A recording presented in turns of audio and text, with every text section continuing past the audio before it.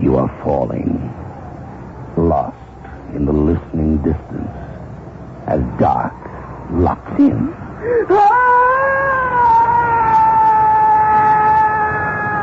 Nightfall.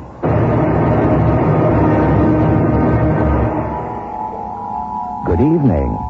Some people might find tonight's program excessively narcissistic, while others might say that it's merely an image of itself. Either way, it's not recommended for schizophrenics.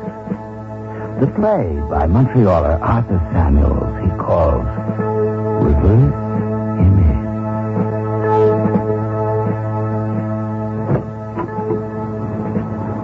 Norman? Is that you? Yes, I was just over at Where the hell have you been? We're due at Tom and Gwen's in less than an hour, and I've been waiting here for... I'm sorry, Madge. I was delayed. Couldn't you at least have What do you think? Wait, son, where do you want it, mister? Just lay it up against the wall over here. Okay. You ready, Dave? No. Norman, what is this? Okay, fellas, that's fine. Oh, here's something for your trouble. Oh, thanks. Good luck with it. Norman, if I have to ask Sorry, you Madge. again... It's something I picked up at an auction. An antique. I might have known. Another addition to your junk collection? What is it this time? There. What in hell do you call that? An antique mirror. Spanish Rococo. At least 150 years old. Oh, it's hideous. Get it up to the attic with the rest of your pack rat collection. All right. I'll get George next door to help me with it tomorrow. It's pretty heavy. No, Norman, I want that mirror out of my sight now. Do you hear? And get a move on. I do not intend to be late for that party.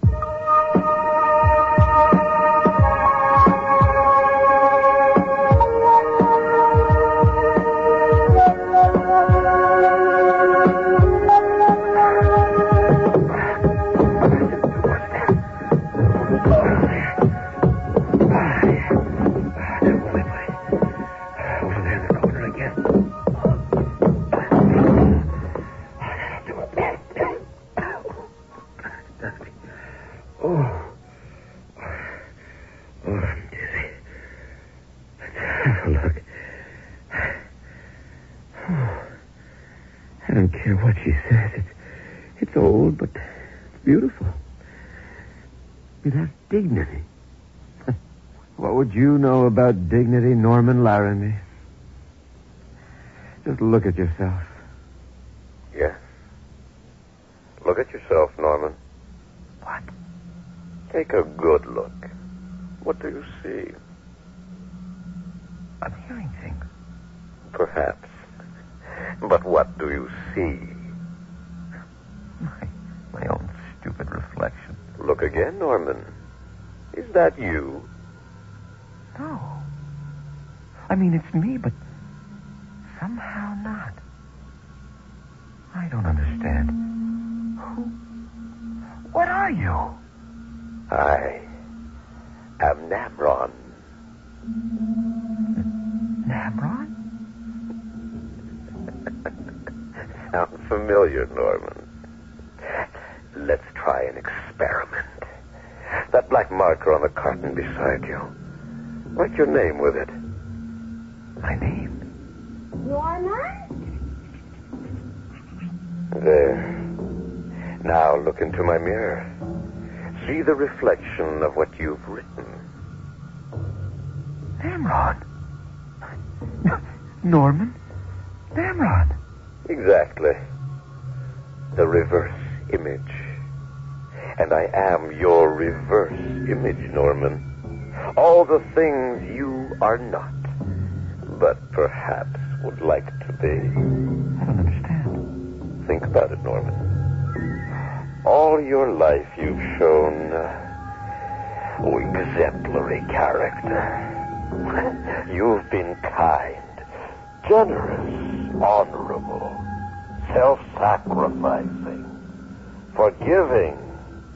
Stop mocking me. And what have these sterling qualities ever brought you but misery, humiliation, despair? Stop it. All right. It's true. But what can I do? I can't help being what I am. Oh, but you can. All you have to do is change your image. What? Or become me. Namron. Your reverse image. All the things you've secretly dreamt of being and never dared to admit to yourself. No. You're not real. What am I doing listening to you? Yeah, Norman? I've got to go. Madge is getting furious. Of course, Madge. Your loving wife. We don't dare keep her waiting, do we, Norman?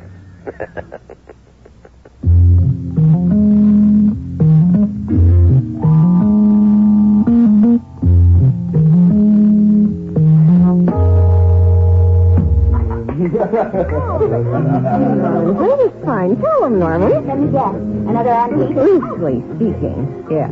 A mirror. Oh, yeah, what kind of mirror? Well, now, what would interest Norman? Obviously, the oldest, ugliest. Good old Norman, that figures. Don't be nasty, Tom, dear. I mean, why shouldn't Norman collect ugly old things if they turn him on? Well, it's an old mirror, but it's not ugly. It's broken down. Go, useless, like you know who. Madge, that's not fair. Whatever made you buy it, Norman? I bought it because I liked it. Because I wanted it. Because he's swell at the age of 41. Because he's the world's easiest mark, our prize sucker. Madge, I'd like to go home. Well, I'm good and ready.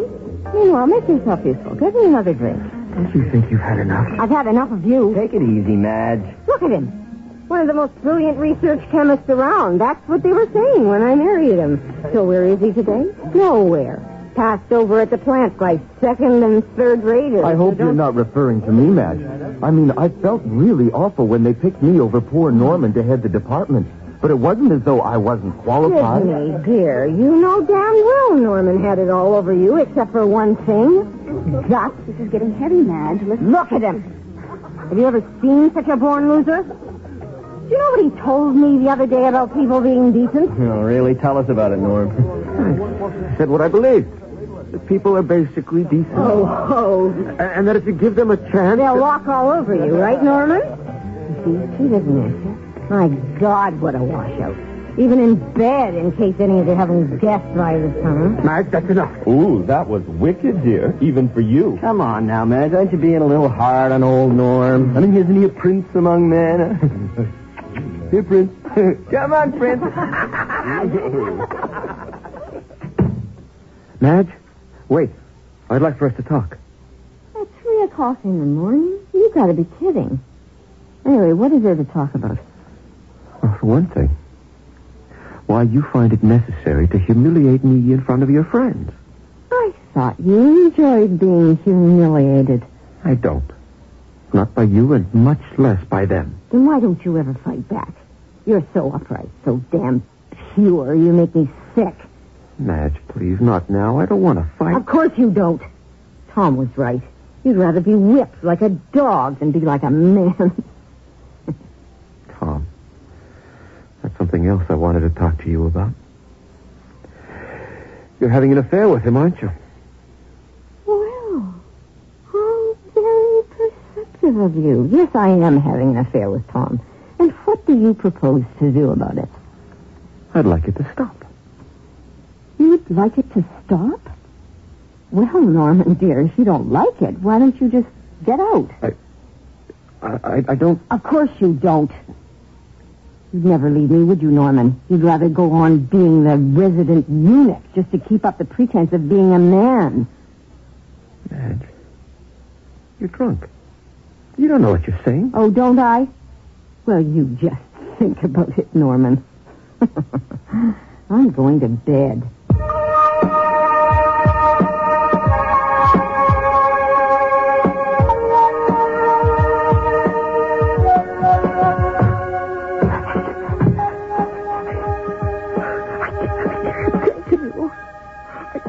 Take it anymore.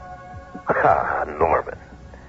I know you'd be back. Namron, I didn't imagine you. You're real. Real as you, Norman? Now isn't it time you took your life in hand and changed things around?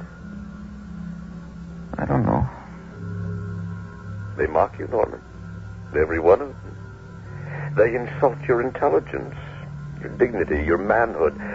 Don't you feel anger? Yes, but what can I do? Look into my mirror.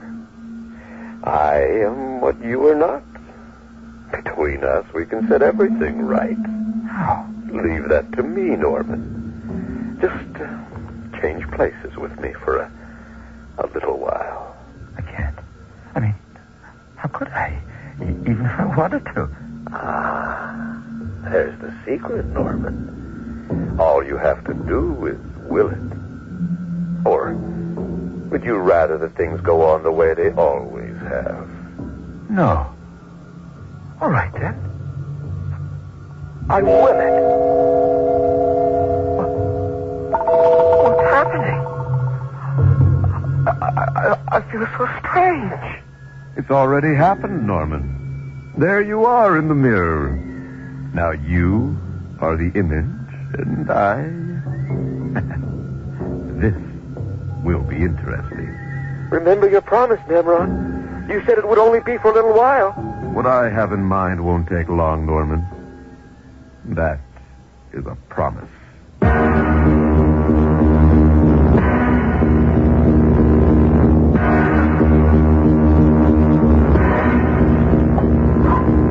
More coffee, Matt? God, yes. I feel like death. Oh, now. Breakfast on the patio, a marvelous morning. What more could we ask for? What are you so chipper about this morning? I feel chipper, as you put it. Well, try not to inflict it on me, all right? Why do you keep staring at me like that? Because you're very beautiful, Madge. Wait a minute. What's got into you this morning, Norman? You're after something, aren't you? Okay, what is it? It's really quite simple, my dear. I want to make love to you. What? It's your idea of a joke. I'm in no mood. I am, Madge. Norman, are you mad? Stop this. What do neighbors think? I don't really care. I want you, and I intend to have you. Get away from me. Norman! Stop it!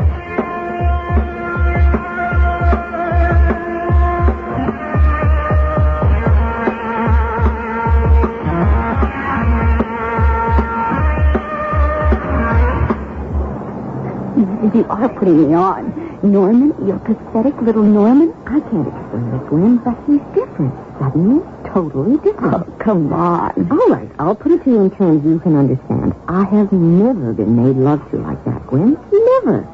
He was absolutely masterful. And I was his slave. Have you any idea how corny that sounds? Are you sure you didn't dream it? Gwen. All right, I'm sorry.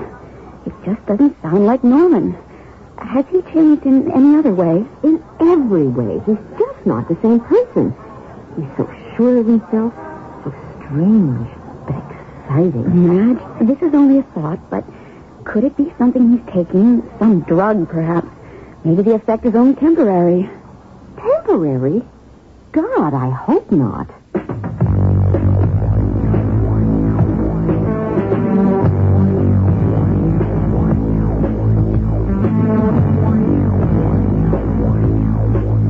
Norman, darling, you seem restless. Can I get you another drink or anything? No. Sit at my feet. There. That's it. I love it when you stroke my hair like that. Really? Isn't that odd? You used to say it irritated you. Oh, no. Well, perhaps, but that was before. No. Yes. Let's just think of now, shall we? I've been thinking, Madge. It's been a long time since we threw a party. A party? But you've always hated parties. Oh, that was as you said before. No, I really think a party would be just the thing. As a matter of fact, I've even prepared a guest list. Norman. Did the name surprise you, my dear? Tom, Gwen, Sidney, Cora, all these others on the list. They're the very ones who've been treating me as a joke all these years. Exactly.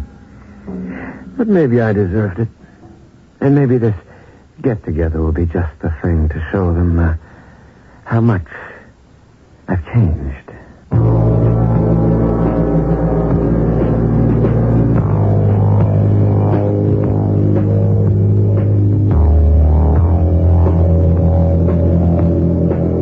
Madge, I don't get it. What the hell's happening? I don't know what you mean, Tom. The hell you don't. I mean with us. You've been ignoring my calls for weeks now. And you act as if you couldn't care less about, well, about our being together. That about describes it, Tom. I couldn't care less. All right, give it to me straight. Is there someone else? As a matter of fact, there is. Norman. Come on, Norman, that basket case? I thought you needed a real man. Tom, darling, I've news for you. Norman, the new Norman, is twice the man you could ever hope to be. No, I don't believe this. People don't change overnight like that. Well, you'll have a chance to see for yourself, won't you? Tomorrow night, at the party.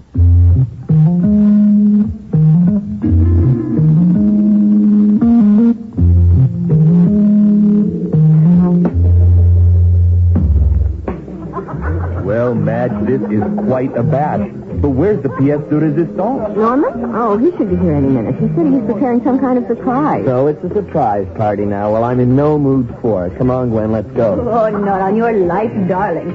I'm enjoying this.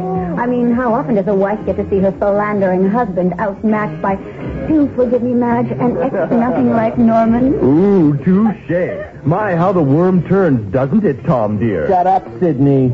Look, Gwen, you want to stay? Stay. I'm getting out of here. Oh, but the party is just about to begin. Norman? What the hell is this? Where are you? I'm here, Madge. Well, not quite in the flesh, but I'm sure you can all hear me clearly on the stereo. Why don't you come out where we can see you, Norman? You're just as much a coward as ever. Be that as it may, Tom. The fact is that for all practical purposes, the Norman you all knew and scorned is not immediately available. I am acting for both of us. I, Namron. What? Namron? What are you talking about here? Oh, now, you and Norman set this up together, didn't you? No, I swear, Gwen, I didn't. Then what the hell is going on here? Patience, my friends. It's all very simple, you see. Norman and I have a little account to be straightened out with each and every one of you. And you might say it's past due. Norman, please stop this. You're frightening me. Now each and every one of you in his or her own peculiar way has taken pleasure in mocking him, ridiculing him, betraying him. Oh, this third-person singular thing is getting too ridiculous. Really, Norman. You, Sidney, you know what we mean by betrayal, don't you? You managed to get Norman passed over for that promotion by convincing them that he was unstable, a little too old for the job, and an alcoholic to boot. No, it wasn't like that. I swear, Norman. The rest of you, there's no need to go into detail, is there? Each of you so often has gone out of his or her way to make Norman's life a travesty, a torment. Poor, naive, trusting, hopeless Norman. Such an easy target for your individual and collective cruelty. It must have made you proud. Norman, darling, please. I love you. Yes, Madge, you love me, Namron. I wonder why. Could it be because I am as ruthless, cynical, decadent, and hateful as any of you? As Norman could never be? Oh, yes, indeed. Evil loves company. I've had enough of this. I'm getting out. Before you try, Tom, I call your attention to the fact that there are 2 exits to this room. Each of them has been very securely locked and barred from the outside. Damn you! And now, dear friends, if you will direct your attention to the 4 corners of this room, you will see 4 large cylindrical objects. What you cannot see is that each contains a new chemical compound that Norman has been working on for some time with his particular genius. A compound with magnesium base and really remarkable combustive qualities. Oh, my God. Norman. Mamron, Now, please. with the aid of a simple remote control device, let me demonstrate. Fire one. Oh, I see you're all impressed. Well, you should be. Each device is calculated to develop a heat of 5,000 degrees Fahrenheit, enough to reduce a solid steel block. I tell you. Let me show you. Oh, no. No. Fire two. Three. And four. I'm burning up. A preview, my friend. Soon you'll be roasting in hell.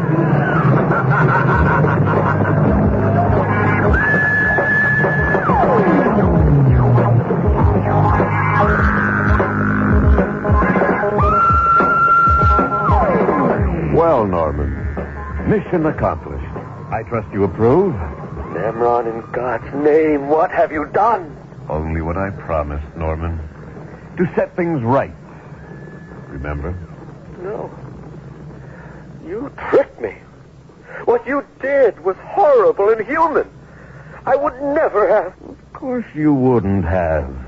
That's why you are Norman, and I... You're evil. Of course. Your reverse image, remember? Only now you are the image in the mirror, and I... Oh, I'm really beginning to enjoy this corporeal state, Norman. It's so less confiding. Namron, let me out now. As you promised. As I promised. Yes, well... You see the price of naivety, Norman.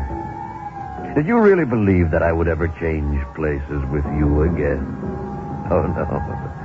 I prefer things just the way they are. Namron? I'm going to leave you now, Norman. I hear a lot of visitors downstairs, and my continued presence here might prove a little embarrassing. So shall we say goodbye? No. Let me out. Goodbye, Norman. I will it. Let me out.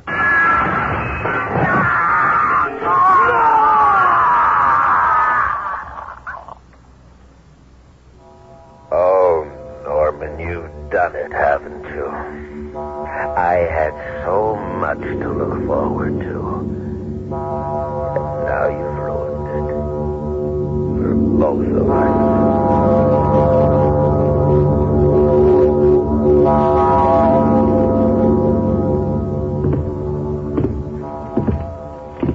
Well, that's the last of it, Captain.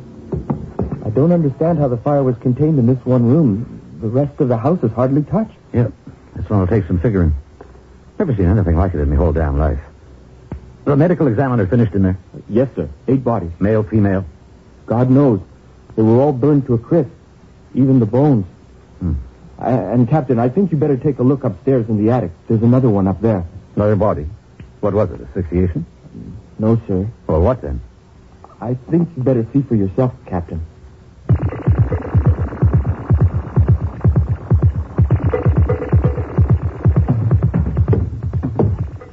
Over here, Captain. Sweet mother of Jesus. How could anything like this happen? Beats me. Almost looks as though the poor guy burst out of the mirror, impaled himself on the shards of glass. Took one of them straight through the heart. Doesn't make sense. Captain? What now? I just, for a moment, I thought I saw 2 bodies there. Oh, come on, Fred. It's probably the light, the angle of reflection, and what's left of the mirror. Maybe, but I could have sworn I saw 2 of them, like twins. Huh. Anyway, whatever it was, it's gone now.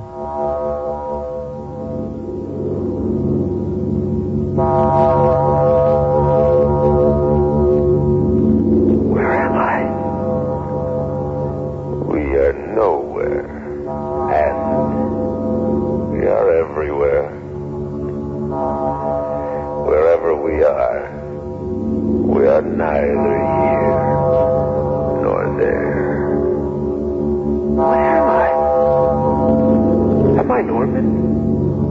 Where's Ambrose? Now, we are one. The final reflections of ourselves. Forever. And ever. And ever. And ever. And ever.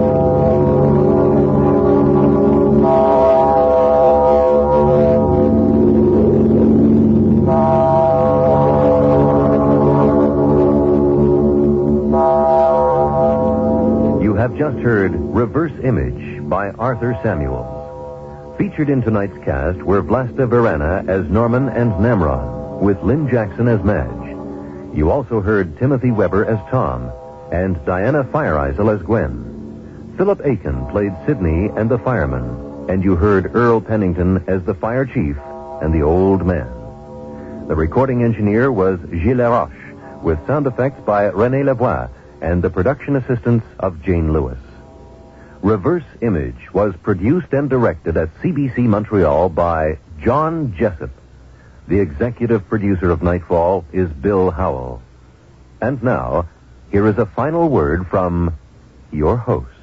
Hello again.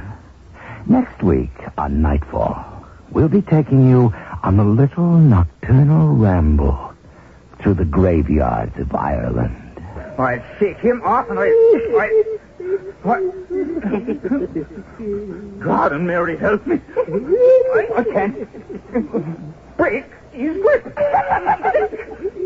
Corpse is fixed on me like a saddled on a horse. Oh, Cohen. I'm lost forever. Tygo Kane and the Corpse. The whimsically nasty classic story from the puckish pen of Douglas Hyde, dramatized by John Douglas and produced in St. John's, Newfoundland by Glenn Tilley. That's next week on Nightfall. Radio for especially dyspeptic leprechauns. Until then, careful of the edge.